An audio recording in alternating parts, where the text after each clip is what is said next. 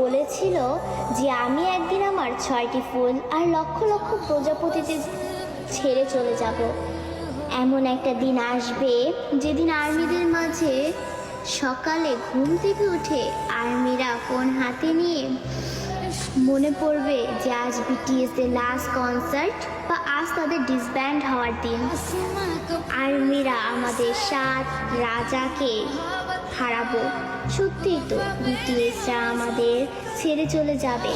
এমন একটা দিন আসবে যেদিন আমাদের অনুপ্রেরণামূলক কথা বলার জন্য বা আত্মবিশ্বাসী গড়ে তোলার জন্য আরেম থাকবে না, নিজের প্রশংসা নিজে করানোর জন্য জিন থাকবে না, আমাদের স্যাড কিং ফুকা থাকবে না, একটা মুচকি হাসি দিয়ে সকলকে হাসানোর জন্য যেই হোক থাকবে না, ক্যামেরার সামনে আর্মিদের সাথে ফ্লাইট করার জন্য জিমিন থাকবে না।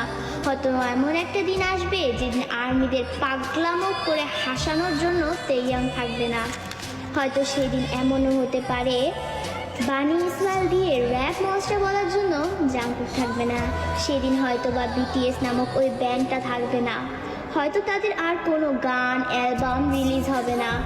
আমরা হয়তো বা আমাদের 7 রাজাকে আর কোনোদিনও ফিরে পাবো না। আমরা আর্মিরাই চাই না যে আমাদের প্রাণপ্রিয় বিটিএস 2027 সালে ডিসব্যান্ড হয়ে যাক, কিন্তু 2027 সালেই হোক বা 2034 সালেই হোক, একদিন না একদিন তাদের সব কিছু ছেড়ে চলে যেতে হবে।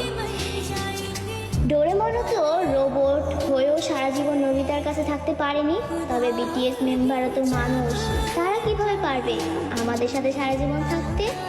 তবে তারপরও আমি বলবো আমাদের প্রিয় বিটিএস কোনোদিনই ডিসব্যান্ড হবে না।